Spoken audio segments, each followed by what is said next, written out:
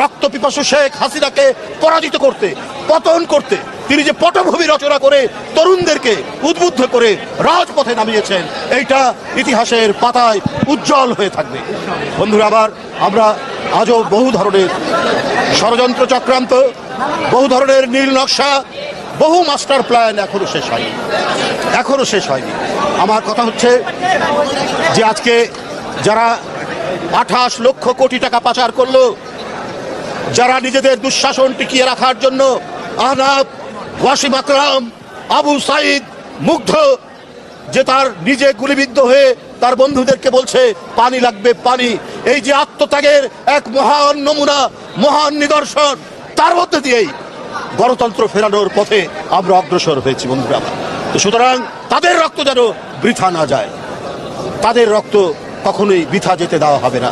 আজকে যদি বর্তমান অন্তর্বর্তীকালীন সরকার, যার প্রতি সকল গণতান্ত্রিক শক্তি সমর্থন জানিয়েছেন, তারা যদি আজকে আরো বেশি দক্ষতা প্রদর্শন করতেন, তাহলে নিউ ইয়র্কে যে ঘটনাটি ঘটেছে, সেখানে ফ্যাসিবাদের দোসররা যে কর্মকাণ্ড করেছে, এটা সাহস হতো না।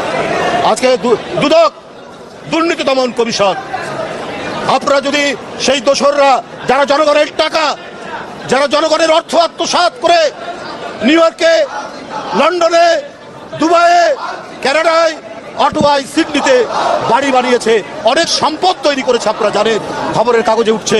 প্রধানমন্ত্রীর ভাগ্নি, প্রধানমন্ত্রীর আত্মীয় স্বজন থেকে আওয়ামী লীগের মন্ত্রী এমপিরা, কারো 602টা সম্পদ পাওয়া গেছে, কারো ফ্ল্যাট পাওয়া যাচ্ছে, অজস্র টাকা পাওয়া যাচ্ছে। আপনাদের প্রতি জনগণ এবং রাজনৈতিক দলদের আস্থা আছে।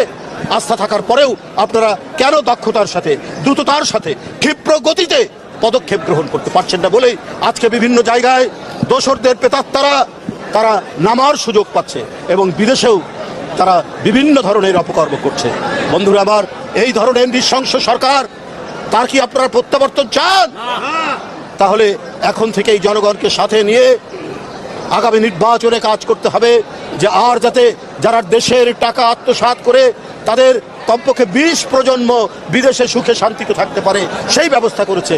ওই লুটেরাদের, ওই টাকা পাচারকারীদের, ওই ব্যাংক হরিলুটকারীদের যেন প্রত্যাবর্তন না হয়। ওই মানুষ খুন করে, ছাত্র খুন করে, শিশুকে খুন করে যারা ক্ষমতা ধরে রাখতে চেয়েছিল, তাদের ওই খুন, ওই রক্ত এখনো শুকায়নি।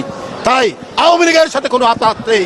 আওয়ামী লীগের সাথে যারা তাকে সহযোগিতা করেছে, তাদের জন্য খোলস খুলে নতুনভাবে আত্মপ্রকাশ করতে না পারে, আমাদেরকে সেই দিকটাই দেখতে হবে। দেখিনি যে উনাকে কেউ লাঞ্ছিত করেছে আর অন্য কোনো রাজনৈতিক দল, এটা একটা বানানো কথা। বিভিন্ন ইয়েতে